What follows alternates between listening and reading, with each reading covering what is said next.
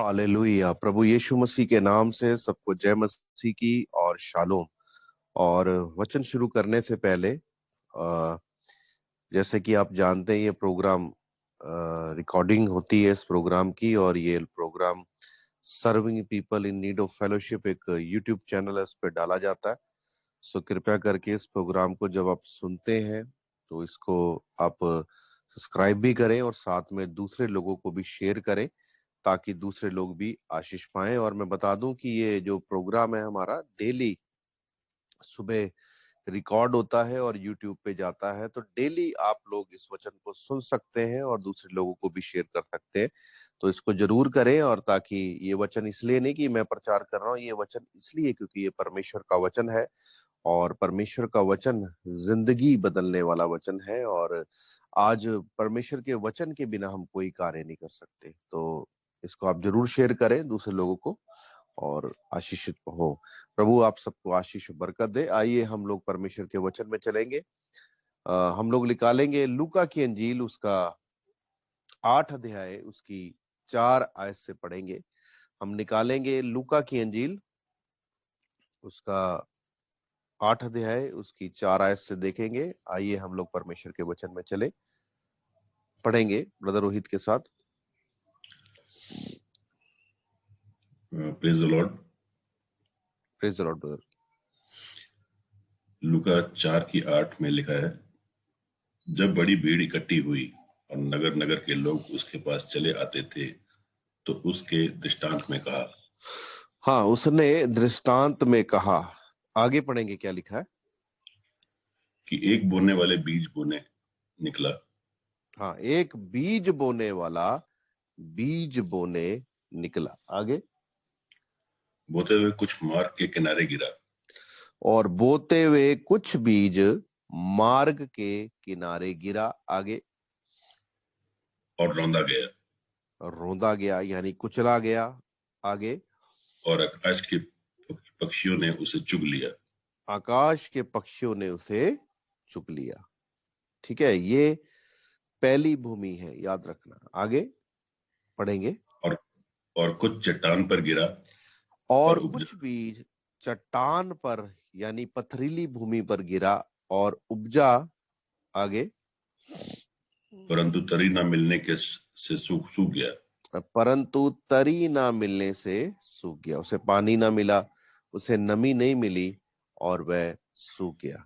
आगे, कुछ झाड़ियों के बीच में गिरा और झाड़ियों ने कुछ झाड़ियों के बीच में गिरा और झाड़ियों ने साथ साथ साथ साथ बढ़कर उसे दबा लिया। साथ साथ बढ़कर उसे दबा लिया। ठीक है, ये तीसरी भूमि है। अब हम देखेंगे चौथी भूमि, देखेंगे, पढ़ेंगे। और कुछ अच्छी भूमि पर गिरा हम्म और उग कर 100 गुना फल लाया। और कुछ क्या कहता है, अच्छी भूमि पर गिरा और उगकर 100 गुना फल लेके आया। बाइबल में हम लोग 4 भूमि के विषय में देखते हैं, और ये 4 भूमि जो है, ये 4 तरीके के इंसान हैं जो परमेश्वर का वचन सुनते हैं। ठीक है, तो अभी आगे चलेंगे हम लोग, हम 11 आयत पढ़ेंगे। तो यहाँ पर यीशु मसीह इस दृष्टांत का मीनिंग बताता है। पढ़ेंगे। दृष्टांत ये है, बीज तो परमेश्वर का वचन है। हाँ, देखिए, बता रहा है कि इस दृष्टांत का मतलब क्या है। बीज जो है वो परमेश्वर का वचन है। आगे, मार्ग के किनारे के वे हैं मार्ग जिन्होंने के किनारे के वह हैं जिन्होंने, आगे, जिन्होंने सुना। हाँ, जिन्होंने वचन तो सुना। आगे, तब शैतान आकर उनके मन में से वचन उठा ले जाता है आगे, कि कहीं ऐसा ना हो कि वे विश्वास करके उद्धार पाएं। मार्ग के किनारे वाले कौन से हैं? जिन्होंने वचन तो सुना, लेकिन आपको पता, सड़क जो होती है, मार्ग जो होता है, उसका जो क्या बोलेंगे, वो ठोस होती है, सख्त होता है। वो मार्ग जो है, उसकी जो मिट्टी है वो सख्त होती है, और आप जानते हैं उसके अंदर बीज आसानी से नहीं जाता। सो वचन क्या कहता है, जो बीज है वो सड़क के किनारे, मार्ग के किनारे गिरा, अंदर नहीं जा पाया क्योंकि सख्त था। है ना। और फिर कहता है कि वो मार्ग के किनारे वाले वह हैं, कहता है कि जिन्होंने सुना और क्या किया, वचन को अंदर ग्रहण नहीं किया, तब शैतान आकर उनके मन में से वचन को उठा ले जाता है। वचन अंदर जाता ही नहीं है, इतने कठोर हुए पड़े हैं वो लोग। मार्ग के किनारे वाले, ये मार्ग के किनारे वाले लोग कौन है? ये मार्ग के किनारे वाले वो लोग हैं जिन्होंने चोट खाई हुई है अपनी फैमिली से, अपने रिश्तेदारों से, है ना, अपने समाज से। जिन लोगों ने चोट खाई हुई है, जो लोग खाए हुए लोग हैं, जिनको घर से सताव सहना पड़ता है, तरह तरह की बातें सुननी पड़ती हैं, और इन बातों को सुनते हुए उन्होंने अपने मन को क्या कर लिया है, कठोर कर लिया है। बुरी बुरी बातें उनको सुनने को मिलती हैं, बुरी बुरी बातें उनके मनों में आती हैं, तो उन्होंने अपने मन को इतना कठोर कर लिया है कि वो दूसरी बातों को सुनना नहीं चाहते। तो वो जब परमेश्वर के वचन को उनको सुनाया जाता है तो उन्होंने अपने मन को क्या कर लिया है, कठोर कर लिया है। और जब मन कठोर है तो परमेश्वर का वचन जो है उसमें नहीं जाता। शैतान आता है और क्या करता है, उस वचन को उठाकर ले जाता है, और आगे क्या कहता है, कहीं ऐसा ना हो कि वो विश्वास कर कर उद्धार पाए। सो ये पहली तरीके की भूमि है जो हम लोग देख रहे हैं। ये पहली तरीके की भूमि के वो लोग हैं जो वचन तो सुनते हैं पर वचन उनके अंदर नहीं जाता, क्योंकि उन्होंने अपने आप को कठोर कर लिया है और उनको चोट मिली है, उनको उनके साथ बुरा हुआ है, तो उनका मन क्या हो चुका है, कठोर हो चुका है। और कठोर मन वालों के अंदर परमेश्वर का वचन नहीं जाता, और वचन नहीं जाएगा तो वो उद्धार नहीं पाते, और उनका जीवन ऐसा ही चलता रहता है। तो अभी दूसरी भूमि देखते हैं हम लोग, पढ़ेंगे 13 से।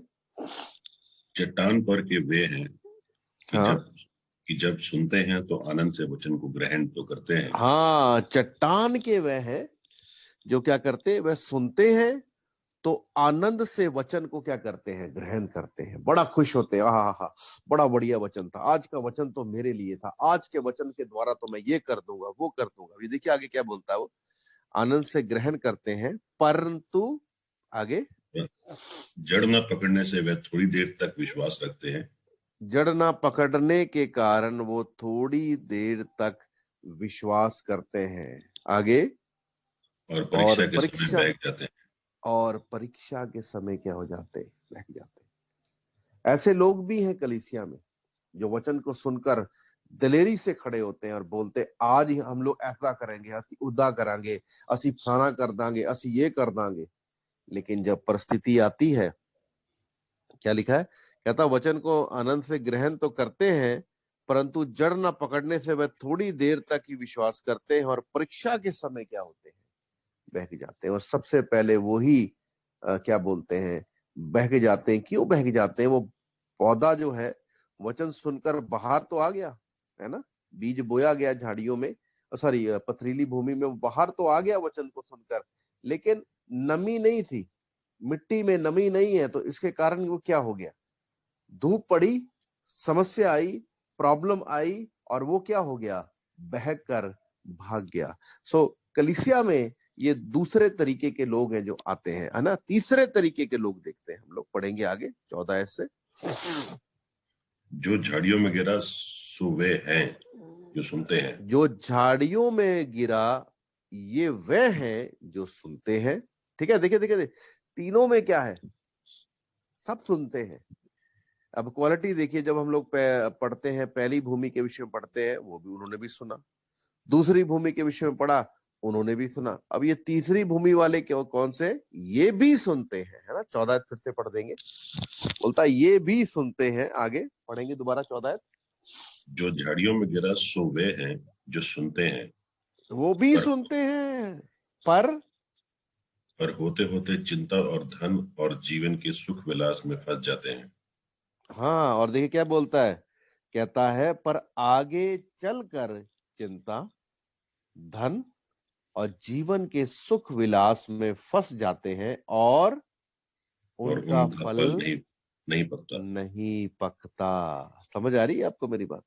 झाड़ियों वाले कौन से हैं? झाड़ियों में जो बीज बुझा जाता है जब वो निकलते तो हैं बाहर, लेकिन दूसरी झाड़ियां उन्हें क्या कर लेती हैं, बढ़ने नहीं देती, उनको वहीं रोक देती है। और ये झाड़ियां कौन है?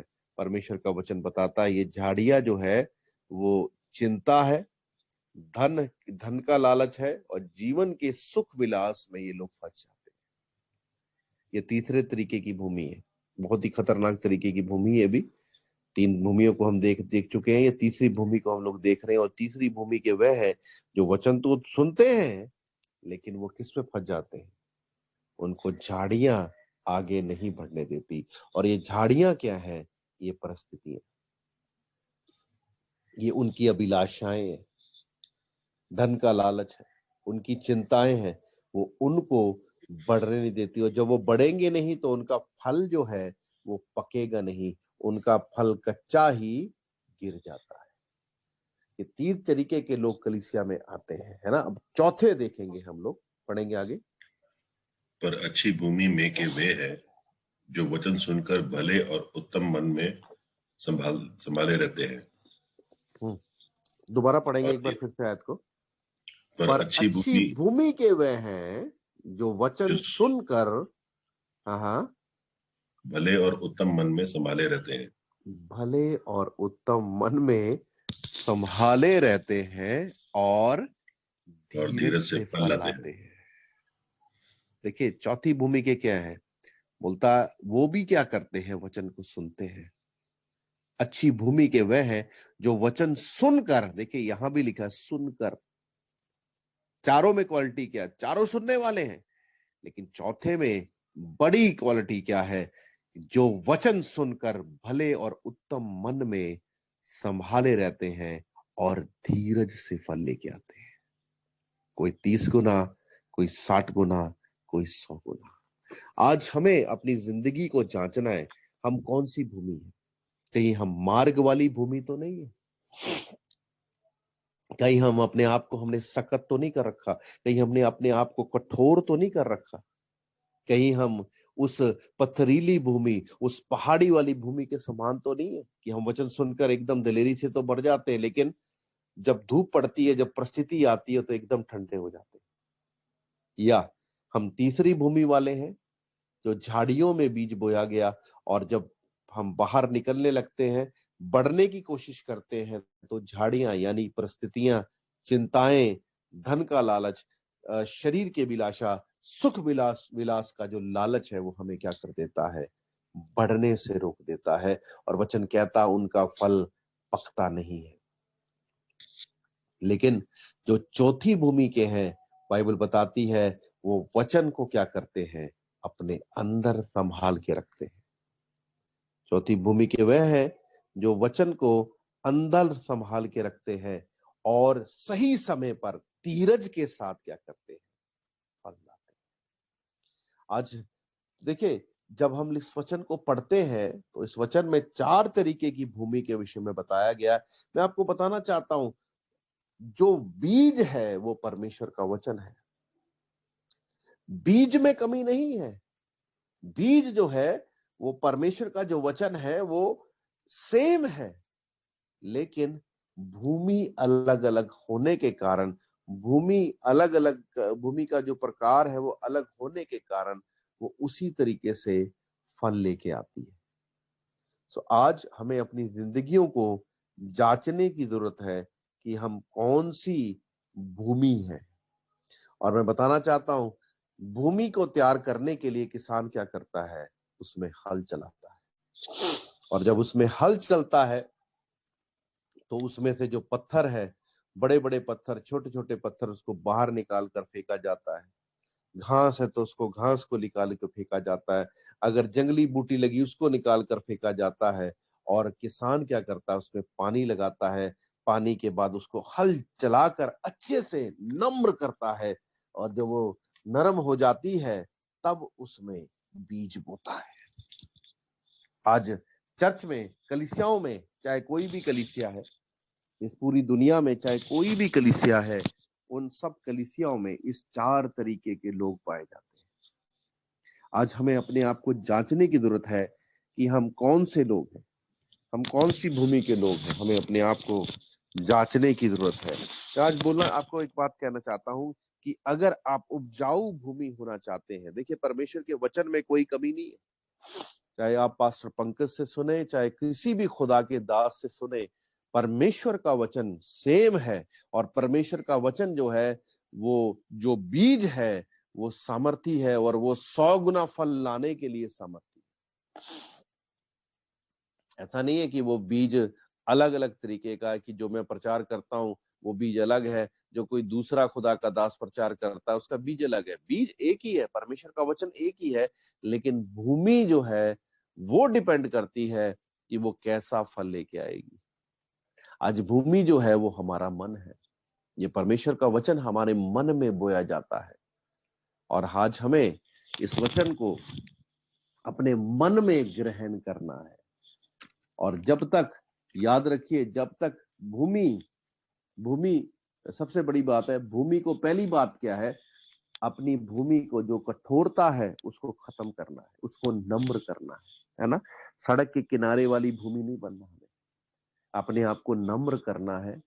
ठीक है। दूसरी बात बताता है, वो जो पथरीली भूमि है, पहाड़ वाली भूमि, पत्थर को निकालकर बाहर फेंकना, अपने मनों से पत्थर को निकालकर बाहर फेंकना है। और तीसरी बात है, जो झाड़ियां हैं फालतू की, उनको भी निकालकर साफ करें।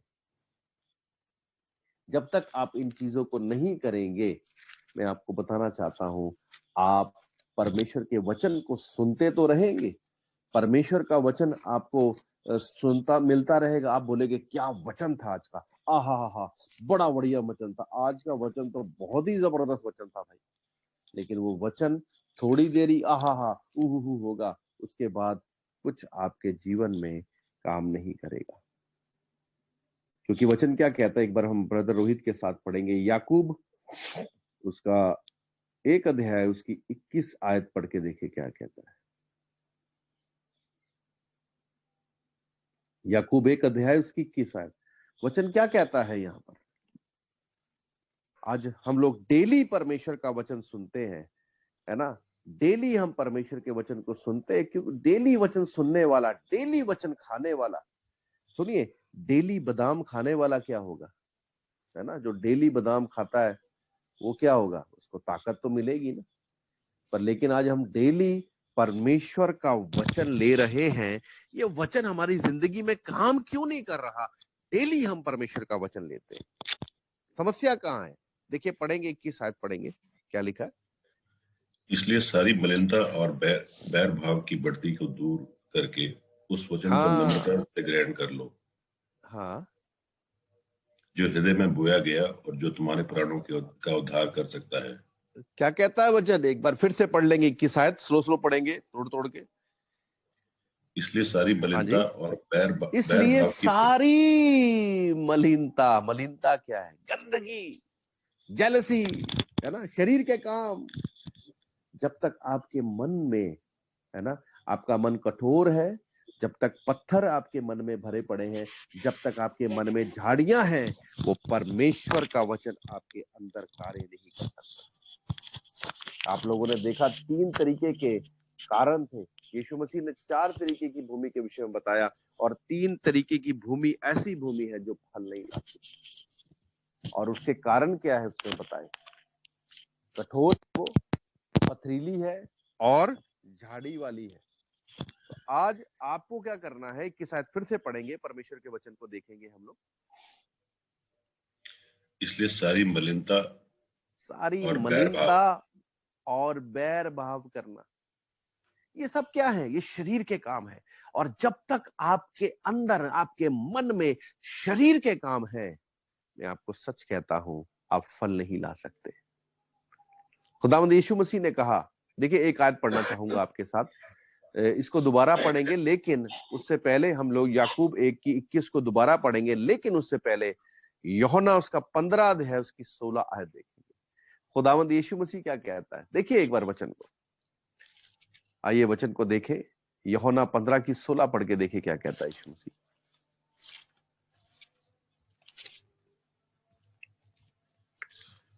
Hallelujah Jesus. उसके बाद याकूब 1:21 फिर से पढ़ लेंगे, लेकिन पहले हम लोग पढ़ेंगे यूहन्ना उसका 15 अध्याय उसकी 16 आयत। एक बार पढ़ दीजिए भाई प्लीज। धन्यवाद प्रभु। तुमने मुझे नहीं चुना परंतु मैंने तुम्हें चुना है। हाँ, तुमने मुझे नहीं चुना परंतु मैंने तुम्हें चुना है। आगे, और तुम्हें ठहराया था कि तुम जाकर फल लाओ। वचन क्या कहता है? तुम जाकर फल लाओ। वो चाहता है हमसे फल, हम फलदार हो, है ना। तुम जाकर फल लाओ। आगे, और तुम्हारा फल बना रहे। और वचन क्या कहता है? तुम्हारा फल बना रहे। आज लोग लोग क्या करते हैं? फल तो ले आते हैं लेकिन फल बनाए नहीं रखते। परिस्थिति आते हुए फल क्या हो जाता है? झड़ जाता है। ये कौन से फलों की बात कर रहा है? ये आत्मा के फलों की बात कर रहा है, जो प्रेम, आनंद, शांति, है ना, ये सब जो आत्मा के फल है उनकी बात कर रहा है। वो बोलता तुम जाकर फल लाओ। वो चाहता है हम फल लाएं। ये फल कब आएगा? है ना, जब तक आप उसको, भूमि को, कठोरता को नम्र नहीं करेंगे, जब तक आप पत्थरों को निकाल कर बाहर नहीं करेंगे, जब तक झाड़ियों को निकाल कर बाहर नहीं करेंगे, मैं सच कहता हूं आप फल नहीं लाएंगे। याकूब 1 अध्याय उसकी 21 आयत क्या कहती है? एक बार फिर से पढ़ दीजिए परमेश्वर के वचन को। सुनिए ध्यान से क्या लिखा है वचन। वचन क्या कहता है? सुनिए ध्यान से। इसलिए सारी मलिनता और बैर भाव की बढ़ती को दूर करके हाँ, उस वचन को नम्रता से ग्रहण कर लो। नम्रता से ग्रहण करो, कठोरता को खत्म करो। मलिनता, बैरभाव क्या है? ये पत्थर है, ये झाड़ियां हैं, इनको निकालो बोलता है ना। नम्र का मतलब क्या है? कठोरता को खत्म करो बोलता है। उसको ग्रहण ग्रहण करो, नम्रता से ग्रहण करो। आगे, जो जो हृदय तुम्हारे में जो तुम्हारे बोया वचन गया कहाँ बोया जाता है? हृदय में। हृदय यानी मन में बोया जाता है, जो तुम्हारे प्राणों का उद्धार कर सकता है। जो तुम्हारे प्राणों का क्या कर सकता है? उद्धार कर सकता है। हालेलुया। आज परमेश्वर का वचन आज परमेश्वर का वचन जो है हमारे मनों का उद्धार करना चाहता है। पर लेकिन वो कब होगा? जब वो वचन हमारे मन में बोया जाएगा। हम लोग वचन को सुनते हैं, वचन को सुनकर बड़े आनंदित होते हैं, लेकिन हमारे अंदर क्या है? कमजोरियां हैं, है ना। कई लोग वचन सुनते तो है, वचन काम ही नहीं करता क्योंकि पत्थर है, सॉरी क्या बोलते हैं, सख्त है भूमि। कई लोगों के अंदर वचन बोया तो जाता है लेकिन पत्थर है उनके अंदर। वो पत्थर जो है वो तराई को मिलती नहीं है, तो इस कारण से समस्या आती है, वो क्या हो जाता है? सूख जाता है। और तीसरा क्या बताया उसने? तीसरा हमें बताया क्या था? तीसरे वो हैं जो झाड़ियों वाले हैं, है ना, जो वचन को सुनते तो हैं लेकिन धन का लालच, शरीर की अभिलाषाओं का लालच, और क्या बोलता है वो लोग? वो कहता है सुख विलास और चिंताओं में फंसकर क्या हो जाते हैं? वही रह जाते हैं। तो आज हम लोगों को क्या करना है? आज हम लोगों को अपने आप को तैयार करना है। हमें ऐसी भूमि बनना है जो 100 गुना फल लेके आए, क्योंकि यीशु चाहता है कि हम फल लाएं। बाइबल बताती है मरकुस की अंजील में, जब आप देखते हैं उसका 11 अध्याय उसकी 12 आयत पढ़ के देखिए क्या लिखा है। क्या कहता है परमेश्वर का वचन? हम लोग पढ़ेंगे मरकुस की अंजील उसका 11 अध्याय उसकी 12 आयत। देखिए वचन क्या कहता है, हम निकाल लेंगे जल्दी से। मरकुस 11 की 12। तो यहां वचन क्या कहता है? पढ़ दीजिए एक बार। दूसरे दिन जब वे बतनिया से निकले तो उसको भूख लगी। यीशु को भूख लगी। आगे, और वह दूर से अंजीर का एक हरा पेड़ देखकर निकट गया। हाँ, यीशु को भूख लगी और दूर से अंजीर का पेड़ देखकर उसके निकट गया। आगे, कि क्या जाना उसमें कुछ पाए। क्या जाने उसमें कुछ पाए। आगे, और पर पत्तों को पत्तों छोड़ को कुछ न छोड़ पाया। कुछ ना पाया, क्योंकि फल का समय ना था। और आगे कहता है, आगे पढ़िए। इस, इस पर उसने उससे कहा, अब से हम्म, कोई तेरा फल कभी ना खाए। अब से कोई भी तेरा फल कभी ना खाए। और उसके चेले ये सुन रहे थे, है ना। यीशु मसीह ने उस पेड़ को क्या कर दिया? श्राप दे दिया। क्या ढूंढ रहा था यीशु मसीह उसमें? ज्यादा डिटेल में नहीं मैं जाऊंगा, इसमें डिटेल है काफी, मैं कभी फिर प्रचार करूंगा। लेकिन मेन मुद्दा क्या, ढूंढ क्या रहा है? वो फल ढूंढ रहा है। और लिखा है, कहता है उसमें पत्तों के अलावा कुछ नहीं था। पत्ते जो है वो क्या है? हमारे काम है, हमारे धर्म के काम, प्रार्थना करना, रोजा रखना, चर्च जाना, बाइबल पढ़ना, ये सब क्या है? ये धर्म के पत्ते ही पत्ते हैं, लेकिन फल नहीं है। यीशु मसीह आज फल ढूंढ रहा है। मैं सच बता रहा हूं, यीशु मसीह आज फल ढूंढ रहा है। यीशु मसीह एक दृष्टांत दे रहा है ये चीज का, ये एक उदाहरण दे रहा है हम लोगों को कि वो फल ढूंढ रहा है। और याद करिए, जब वो आएगा तो हमारे अंदर क्या देखेगा? फल को देखेगा, फल को ढूंढेगा। अगर जो भी फलदार होगा वो ही उसके साथ जाएगा। यीशु आज हमारे अंदर फलों को ढूंढ रहा है। यीशु चाहता है कि हम लोग फलदार हों। यीशु चाहता है कि हम 100 गुना फल लेके आए। उसके बीज में कमी नहीं है, उसका बीज 100% फल लाने वाला है, लेकिन भूमि खराब होने के कारण वो फल नहीं ला रहा। परमेश्वर का वचन आज बहुत से लोग सुन रहे हैं, तरह तरह के प्रचारकों से सुन रहे हैं। परमेश्वर के वचन में कमी नहीं है, लेकिन भूमियों में कमी है। भूमि काम की नहीं है। आज हमें अपने आप को काम का बनाना है। आज हमें अपने आप को नम्र करना है, दीन करना है। याद रखिए, अपने आप को तैयार करना है हमें कि दूल्हा आने वाला है।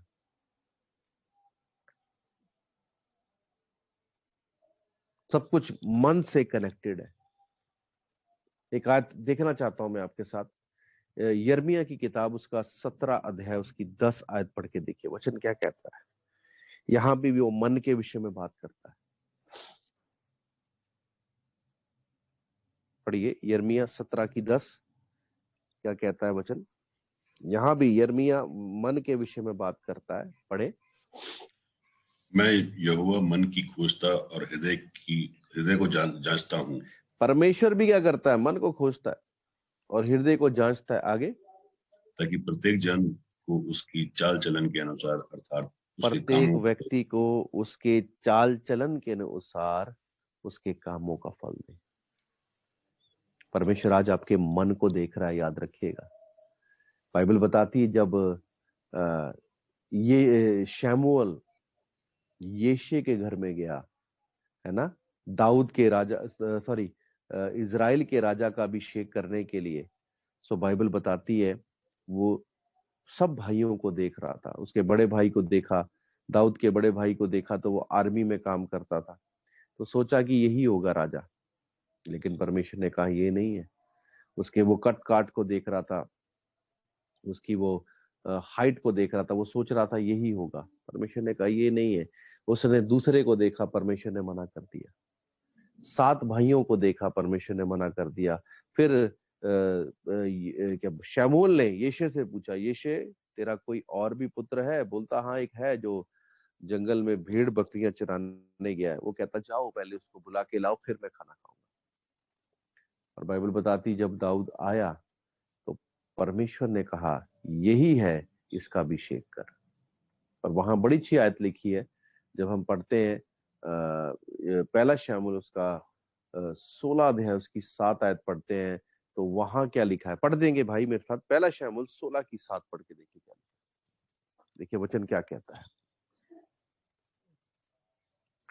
पहला शमूएल 16 की 7 पढ़ दीजिए।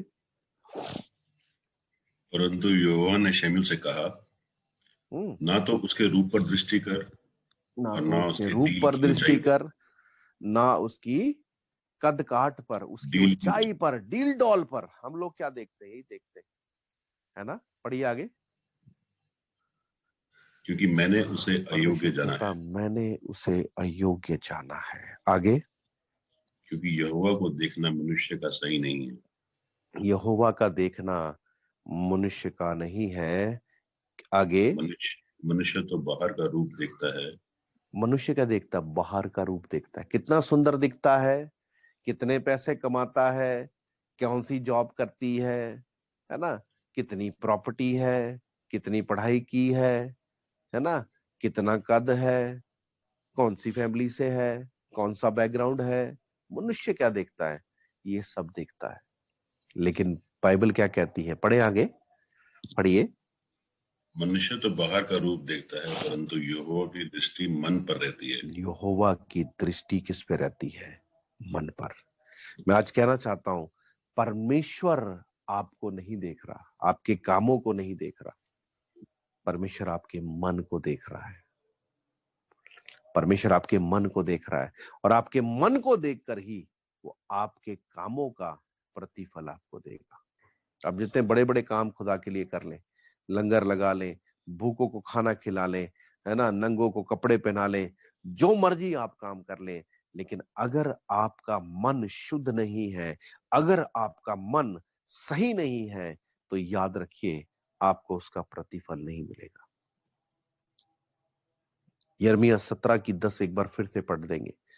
देखिए वचन क्या कहता है, यिर्मयाह 17:10 पढ़ दीजिए जल्दी से। मन की बात करता है। मैं पढ़िए। यहोवा मन की खोजता और हृदय को जांचता हूँ, मैं यहोवा मन की खोजता, हृदय को जांचता हूं, आगे, ताकि प्रत्येक जन को उसकी उसकी चाल चलन के अनुसार अर्थात उसके कामों का फल दूं। उसके चाल चलन के अनुसार उसके कामों का फल दो। देखिए यहां पे एक आयत और पढ़ना चाहूंगा मैं, ये रोमियो की पत्री उसका 12 अध्याय उसकी 2 आयत पढ़ के देखेंगे। क्या कहता है? उसके चाल चलन के अनुसार उसके कामों का प्रतिफल दो। अब बहुत अच्छा, कलीसिया में क्या बोलते हैं, सेवा करते हैं, आप दरिया बिछाते हैं, है ना, आप खाना खिलाते हैं, आप प्रार्थना करते हैं, आप सुसमाचार प्रचार करते हैं, आप रोजा रखते हैं, आप बाइबल पढ़ते हैं, सब काम अच्छा करते हैं, लेकिन परमेश्वर आपके मन को देख रहा है, आपके मन में क्या है। और बाइबल कहती है वो तुम्हारे चाल चलन के अनुसार तुम्हारे कामों का प्रतिफल तुम्हें देगा। देखिए रोमियो 12 अध्याय उसकी 2 आयत क्या कहती है, देख लेंगे एक बार से, पढ़ दीजिए। और इस संसार के सदृश न बनो, परंतु बोलता तुम्हारी इस संसार के जैसे मत बनो। बड़े ही ध्यान देने वाली आयत है ये। बोलता इस संसार के जैसे मत बनो, आगे, परंतु तुम्हारी बुद्धि के नए हो जाने से तुम्हारा तुम्हारी चाल चलन भी बुद्धि, बदलता है। तुम्हारे मन के नए हो जाने से तुम्हारा चाल चलन भी बदलता जाए। अपने आप को जांच के देखिए। पहले आप अन्य जाति थे, है ना, पहले तो उसको पूजा करते थे जो स्वभाव से परमेश्वर नहीं थे, पहले आप उसकी आराधना करते थे, उसके आगे झुकते थे, लेकिन आज आपने जिंदा परमेश्वर को जान लिया है ना, आपका मन क्या है, नया हो गया है। पहले वो मन उसके आगे, मूर्तियों के आगे झुकता था, उस क्या बोलेंगे, पेड़ों के आगे झुकता था, जानवरों के आगे झुकता था, लेकिन आज आप सच्चाई को जान गए हैं। आज आपने जिंदा परमेश्वर को जब जान लिया है, तो याद रखिए मन नया हो गया है, चाल चलन भी बदलिए, है ना। मन तो नया हो गया, हमने उनके आगे झुकना छोड़ दिया, लेकिन आज भी चाल चलन तो वैसा ही है, वैसे ही गुस्सा है, वैसी गालियां हैं, वैसे ही हम लोग स्वभाव जीते, वैसे ही बदले की भावना रखते हैं, वैसे ही जेलसी करते हैं, वैसे ही सब बातें। बदला क्या फिर, बताएं? यही बदला कि हम वहां नहीं झुकना, अब यहां झुकना है ना। जहां जहां पहले मूर्तियों के आगे झुकते थे, जानवरों के, पेड़ों के आगे झुकते थे, वहां आज जिंदा परमेश्वर के आगे झुकते हैं। ये तो अच्छी बात है, लेकिन क्या आपने अपने चाल चलन को बदला? आपने झुकने का स्थान बदल दिया, लेकिन आपने अपने चाल चलन को नहीं बदला। याद रखिएगा, चाल चलन बदलना जरूरी है, क्योंकि यिर्मयाह 17:10 में वो कहता है तुम्हारे चाल चलन को देखकर तुम्हारे कामों का प्रतिफल मैं तुम्हें दूंगा। आज हम मसीह में बहुत मेहनत करते हैं, बाइबल पढ़ते हैं, प्रार्थना करते हैं, ओहो, सुबह ठंड में उठकर मेहनत कर कर वचन भी सुनते हैं, है ना, रोज पास्टर पंकज उठा देता है, वचन भी सुनते हैं, पर हमने चाल चलन को बदला है? अगर आपने चाल चलन को नहीं बदला तो कोई फायदा नहीं है वचन सुनने का, क्योंकि वो वचन काम ही नहीं करेगा, है ना। हमने 4 तरीके की भूमि देखी, वो वचन काम ही नहीं करेगा जब तक आप अपने चाल चलन को नहीं बदलेंगे। मैं सच बता रहा हूं, आपको अपने चाल चलन को बदलना बहुत जरूरी है, क्योंकि परमेश्वर जल्दी आने वाला है। वो यीशु मसीह जो हमारे लिए मारा गया, गाड़ा गया और मुर्दों में से जी उठ गया। और बाइबल कहती है वो आसमान पे चढ़ गया और पिता की दाहिनी ओर बैठ गया, और आज वो जल्दी आने वाला है, उसका आना निकट है। तो क्या हम लोग तैयार हैं? क्या हमने अभी भी हम लोग उन्हीं बातों में फंसे हुए हैं जो दुनियादारी की बातें, जो अन्य जाति जैसे जीवन जीते हैं, क्या हम वैसी जीवन जी रहे हैं? मन तो नया हो चुका है, क्या चाल चलन हम लोगों ने बदल दिया है? अगर आपने अपना चाल चलन नहीं बदला है तो ये समय है, अपने आप को बदलिए, अपने आप को बदलिए। उस कठोर भूमि के समान अपने आप को मत बनाए, उस पथरीली भूमि के समान अपने आप को मत बनाए, उस झाड़ियों वाली भूमि के समान अपने आप को मत बनाए, परंतु अपने आप को उस भूमि के समान बनाए जो वचन को संभाल के रखती है। वचन को वही संभाल के सकती है जिसमें ना तो कठोरता होगी, है ना, जो मार्ग वाली नहीं है, जो पथरीली नहीं है, और तीसरी चीज जो झाड़ियों वाली नहीं है। तो उसके लिए आपको क्या करना पड़ेगा? किसान क्या करता है? हल चलाता है और पानी छोड़ता है। अपने आप को तैयार करें, खुदा की हजूरी में बैठे, प्रार्थना करें जितनी प्रार्थना हो सकती है। मैं बताना चाहता हूं, बीज जो है वो परमेश्वर का वचन है, और पवित्र आत्मा जो है वो कौन है? वही है हमारा किसान, वही हमारा किसान है, वही हमारे मनों को नम्र करता है। जब आप खुदा की हुजूरी में बैठते हैं, पवित्र आत्मा आपको छूता है, तो वो अंदर से आपको क्या करता है? तोड़ता है, आपको तैयार करता है। सो इसलिए खुदा की हुजूरी में बैठे, प्रार्थना करें, जितनी प्रार्थना में समय बिता सकते हैं प्रार्थना करें, खुदा की आवाज को सुने, अपने आप को नम्र करें, अपने अंदर से उन पत्थरों को निकालें, उन पापों को, बुराइयों को निकालें। वो पत्थर जो है वो बुराइयां है, पाप है, जैसे कठोर, जैसे गुस्सा करना, गाली निकालना, बदले की भावना रखना, जेलसी करना, माफ ना करना, ये सब पत्थर है। ये सब पत्थर है हमारे और परमेश्वर के बीच में आशीष के लिए कारण, मतलब आशीष को रोकने के लिए। सो अपने आप को तैयार करें, खुदा की हजूरी में बैठे, क्योंकि दिन बुरे हैं, समय बुरे हैं, परमेश्वर यीशु जल्दी आने वाला। अपने आप को तैयार करें, अपने आप को तैयार करें। पवित्र आत्मा इस समय बड़ी तेजी के साथ हमारे मध्य में काम कर रहा है। मैं विश्वास करता हूं इस समय आप जहां बैठे हैं, खुदा की हजूरी वहां है, और खुदावंद आपको छूना चाहता है। अपने आप को परमेश्वर के हाथों में सौंप दें। अगर आज सच में ये वचन ने आपके आपके मन को छुआ है, टच किया है, तो अपने आप को परमेश्वर के आगे समर्पित कर दें, अपने आप को प्रभु के आगे दे दें, रिपेंट करें खुदा के आगे। बोलिए, खुदावंद खुदा, मेरे मन को बदल, मेरे मन को बदल प्रभु। मैं अपने अंदर से कठोरता को, अपने अंदर से पत्थरों को, अपने अंदर से इन झाड़ियों को निकालना चाहता हूँ प्रभु। मैं 100 गुना फल लेके आना चाहता हूँ प्रभु। प्रभु मेरे अंदर कार्य कर, मेरे अंदर कार्य कर प्रभु, मेरे अंदर कार्य कर प्रभु। तेरा वचन मेरे मन में बसने पाए प्रभु, तेरे वचन के अनुसार मैं जीवन जीने वाला हूँ।